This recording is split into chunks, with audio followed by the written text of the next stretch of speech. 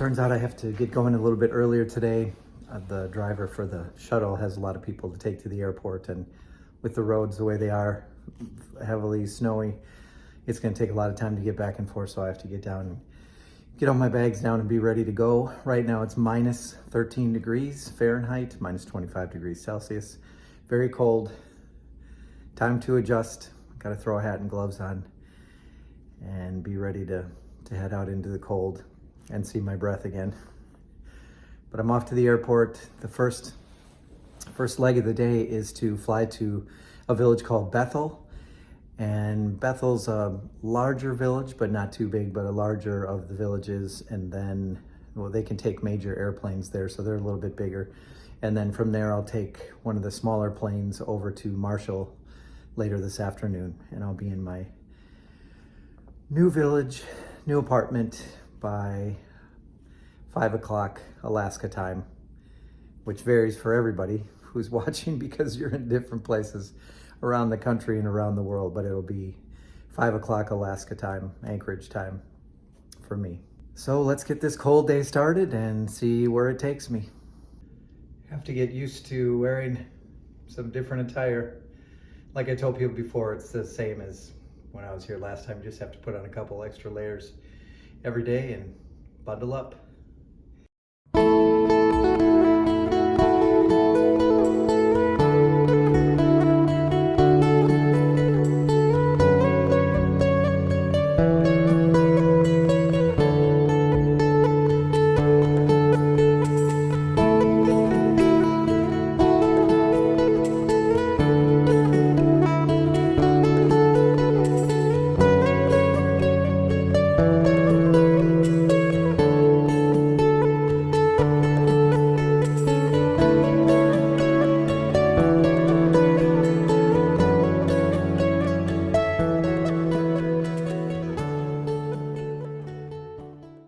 I've been waiting in the small airport of Bethel for 3 hours now. We're waiting for the pilot to come out. Everything's loaded. I think the plane's ready, but not sure, to be honest with you. So they're stopping in my village first of Marshall and should be there in about an hour. And then my friend and boss, principal, Jim, is going to pick me up, and I will probably get a tour of the village, and we'll kind of go from there. Get my apartment, get my suitcases in, and what else? Maybe see the school. That'd be kind of cool. But still waiting to get on the plane. Getting anxious to get out of here. I'm bundled up. It's cold, but it'd be good to get on the plane. It is brutally cold. I'm in the front of the plane and we had to leave our luggage behind. So we're flying to the village solo, just people. And then the luggage will come out hopefully tomorrow or the next day. But it is really, really cold. But he asked me to sit up in the front with him, so I'll be up in the front of the plane. So I should get some good shots along the way.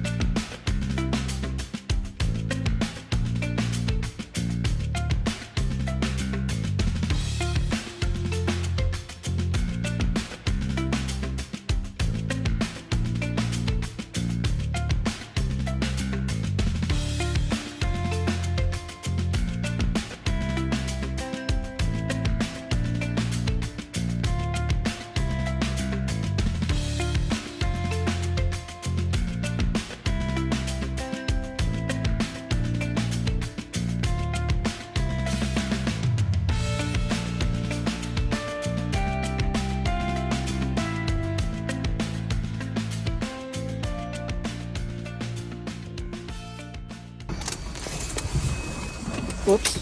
Seatbelt. Take care, everybody.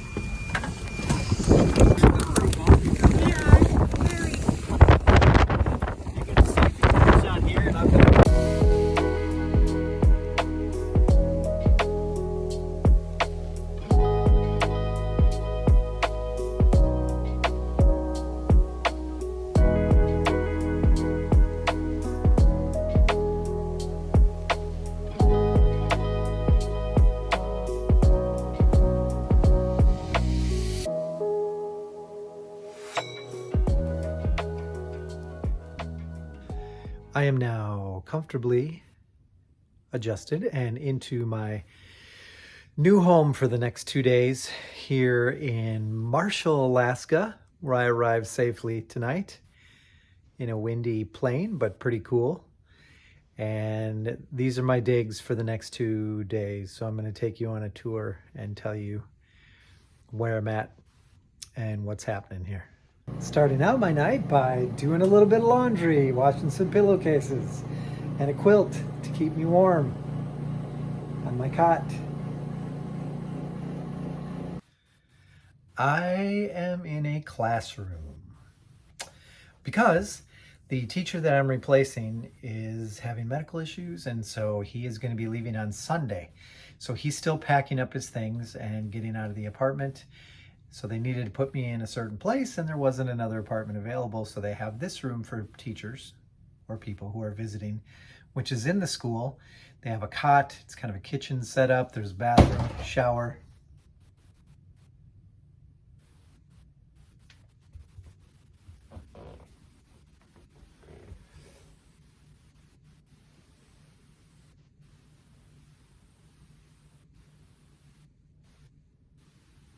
Okay. Did that book fall on purpose, or was that a ghost? I'm just going to pretend that the book was leaning and it finally got to its tipping point and it fell off the shelf. So I'm not going to get into any kind of ghost thing here. I'll ask about that tomorrow to find out if the school happens to have some hauntings. And I'm totally cool with anybody else who's in here if we're sharing the space. But tonight and for the next night, I will be staying here in this room that they provided for me because the other apartment wasn't ready. The other teacher is still moving out and he'll be leaving on Sunday. So they provide a place like this for other people to stay in the meantime if there's not available space in the village. Okay, I'm going to spin the camera around here, give you a little tour of what it looks like around, and these will be my digs for the next couple days until I can move into the apartment this weekend or shortly after this weekend, and I'll be having my own place once again. Okay, let's give you a quick tour here. So basically, it's a classroom, as I said, and it's an older classroom, which they, I think, have repurposed. So this is, I would guess, is a home ec room. They provide me with a cot and a sleeping bag, a couple of pillows, which is nice. And, you know, just a lot of different resources. Place to eat. They have a stove, refrigerator, washer, dryer, bathroom and the shower again, and then cabinets and the counter all filled with anything that you could want or need to do any kind of cooking.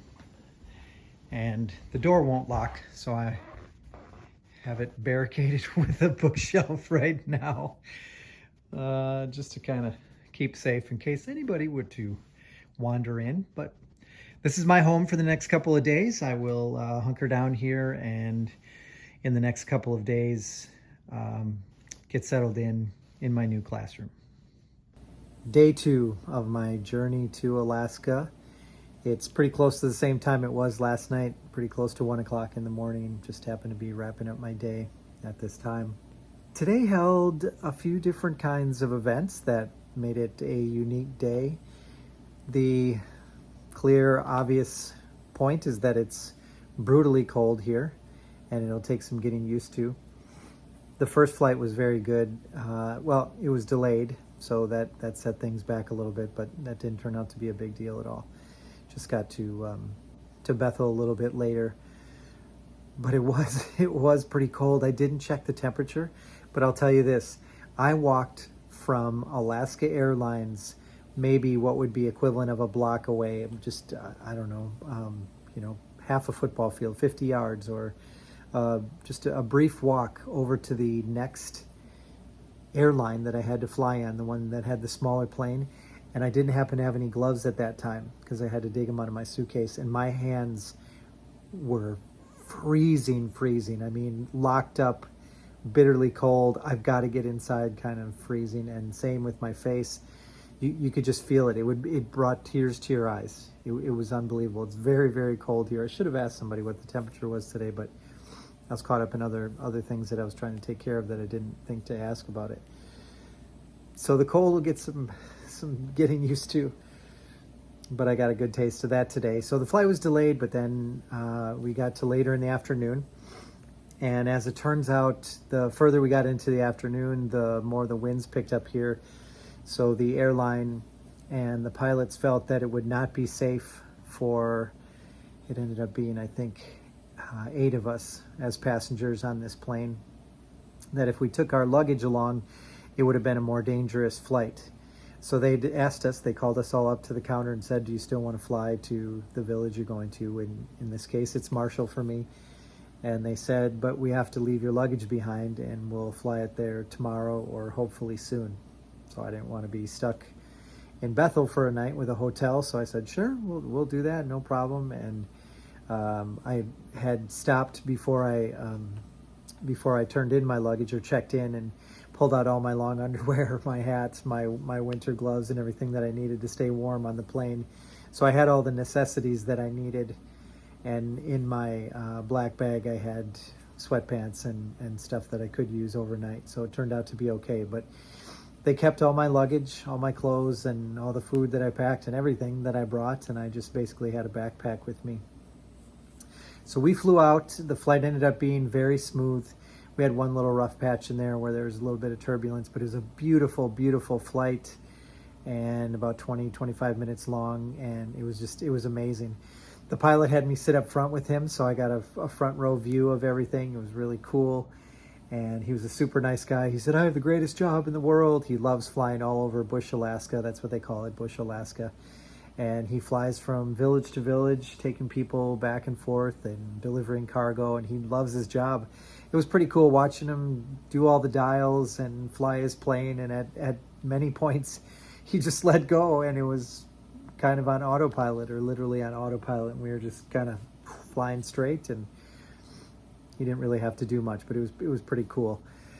Then we got to the village. Again, just amazing views. It's on the Yukon River. Everything is frozen over, but just beautiful views of the winding ice. And there's a cool mountain right behind our village, which you'll see in the videos and see pictures of as time goes by here.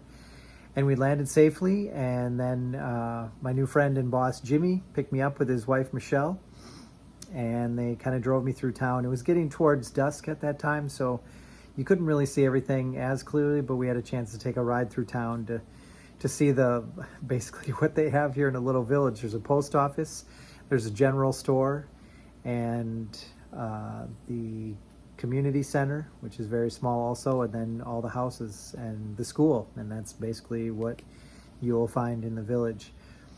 We did try to stop at the store, and right when we got out of the truck, the guy was closing up the local store, so tomorrow I'll have to go and get some food. And Jimmy and Michelle were super nice and gave me a bag of miscellaneous goodies to munch on tonight and tomorrow until I had a chance to go to the store, so that was very nice.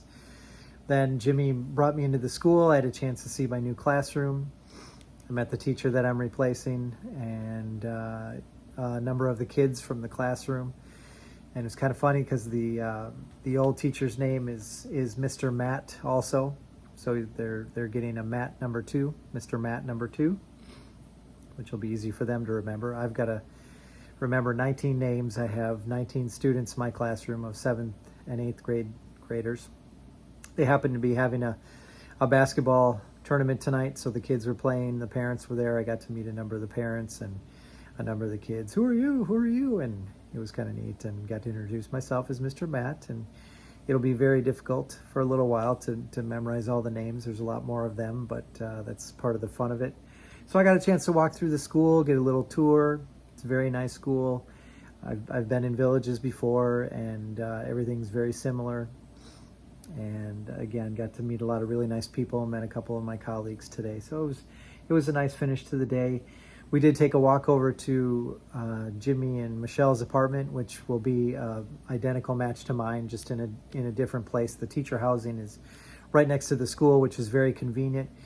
But here in town, because of the snow that they've had and the winds that they have here, Marshall is very, very renowned for its winds, heavy winds here, just based on where it is in the open part of the tundra.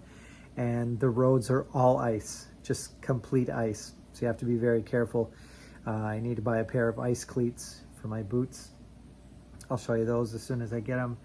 And that helps you walk safely around. Otherwise, you have to tiptoe or walk through available snow to get where you're going. It's a good thing I live right next to the school, so that'll be convenient. But everything is ice or snow around here. There's either snow or the roads are ice. So there will be some challenges there, but again, comes with the territory, literally. So overall, good day. A few delays, mostly cold.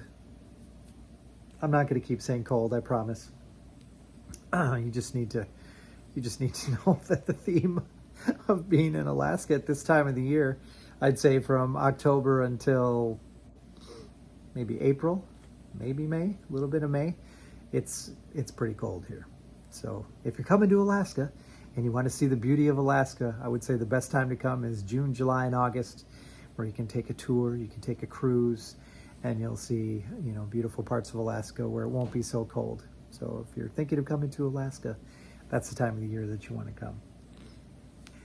Hopefully the book falling off the shelf before was just a coincidence, because in case you didn't know, many of these villages have stories of hauntings and different things. I heard a lot of those in Mountain Village, and there are many stories.